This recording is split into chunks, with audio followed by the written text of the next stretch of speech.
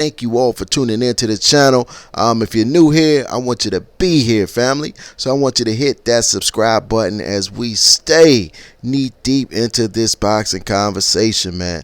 Now, Daniel Dubois just knocked out Nathan Gorman. I believe it was the 5th round. It was a very good fight, but from the opening bell, you can just see how much more dominant and powerful Dubois was than Gorman, man. I mean, Dubois kept Gorman on his back foot pretty much the whole fight, man. But Gorman's a tough dude, man. He showed that he is rough and tough because when Dubois was able to, I believe it was the 3rd round, 2nd or 3rd round, Dubois dropped him. You know what I mean? He dropped him, caught him with an overhand right that hurt him and dropped him. But Nathan Gorman, man, instead of, laying on the ground, or a lesser man might have given up or might have, folded up, Nate Gorman got up, man, and he started throwing for the fences, man. He was willing to exchange even though he was hurt, but he was able to gather his senses, man, and finish that round. You know what I'm saying? And the next round he came out, he was throwing punches. He was trying to fight, man. Nate Gorman was trying to fight, but it was just obvious that Daniel Dubois was just too much for him, man. Daniel Dubois has got a very, very bright future, man. Tyson Fury was there in support of Nate Gorman.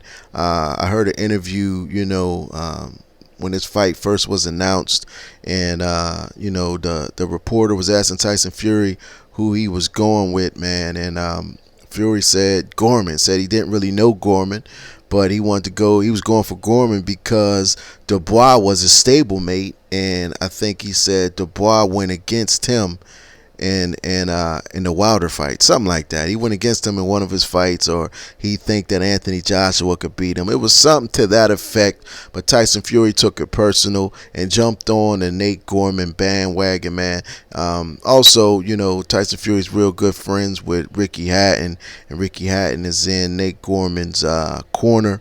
But it was a good fight for as long as it lasted, man. Both of these dudes came out throwing heavy shots, man. But Nate Gorman was on the back foot for pretty much the whole fight.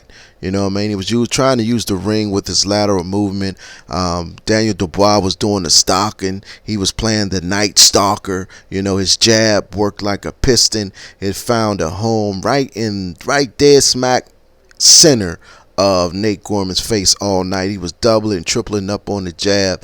Then he would follow it with the overhand right, man. And I believe that's one of the shots that ended it tonight in the 5th round, man. But hats off to Daniel Dubois. He moves on.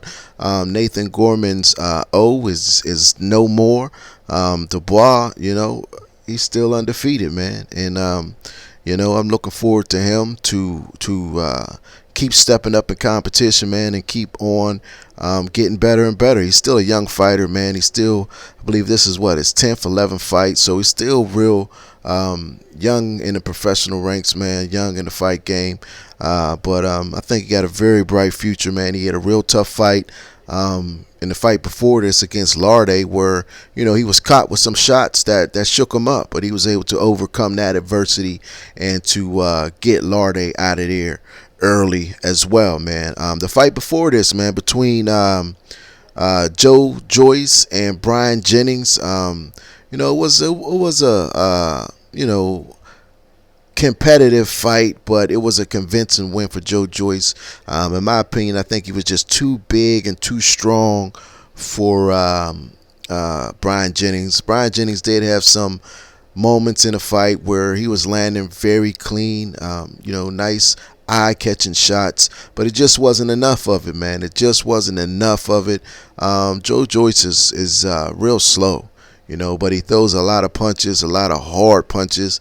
Joyce got hurt early. Brian Jennings hurt him real bad to the body. He hurt him in the 2nd round, man. He caught him with a body shot. I'm not sure that Jennings, really knew how hurt Joyce was, man. He even said it at the, after the fight, the post-fight interview, that he was really hurt by that body shot. Yeah, man, he was hurt, man. Brian Jennings was not able to, take full advantage of that, man. So he, on the judges' cards, he lost almost every round. One judge may have gave him 1 or 2 rounds, man, but it was a landslide. But every round was competitive, man. Brian Jennings was out there, fighting, man. And in the end, I just think that Joyce was just too big and too strong, man, and too physical for him.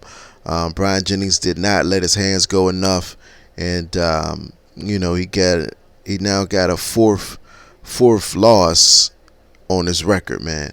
But we'll see what's up with Joyce. We'll see what he does from here. He's 33 years old. They say he's on the fast track.